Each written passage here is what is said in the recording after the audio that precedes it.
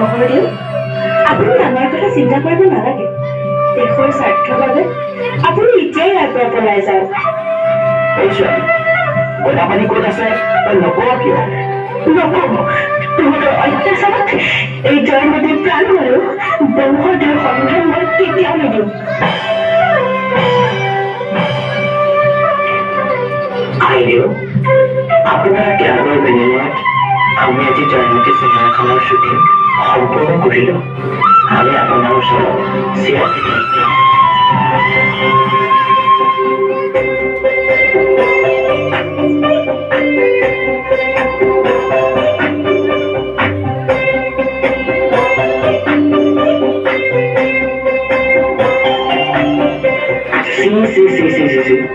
এগৰাকী ছোৱালী হৈ বৰপুৰুষক ব্ৰহ্মদেৱ বুলি সম্বোধন কৰি চিনেমা কৰি দেখুৱাব আহিছ। আজিৰ পৰা তই বৰ ঘৰত প্ৰৱেশ কৰিব নোৱাৰ।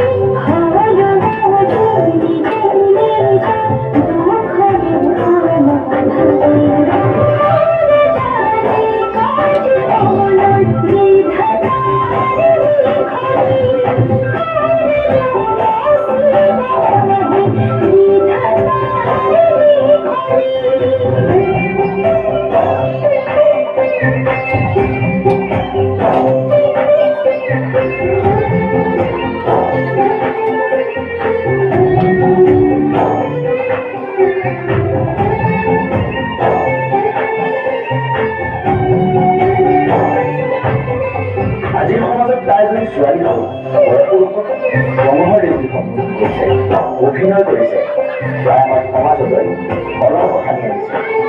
তাইক যাতে পানীত নিষেধ কৰা হয় আৰু তাইক যাতে কোনেও জ্ঞান কৰায় আৰু যোন পুৰুষে তাইক বিয়া কৰা হয় তেওঁকো আমাৰ সমাজৰ পৰা এঘৰীয়া কৰা হয়।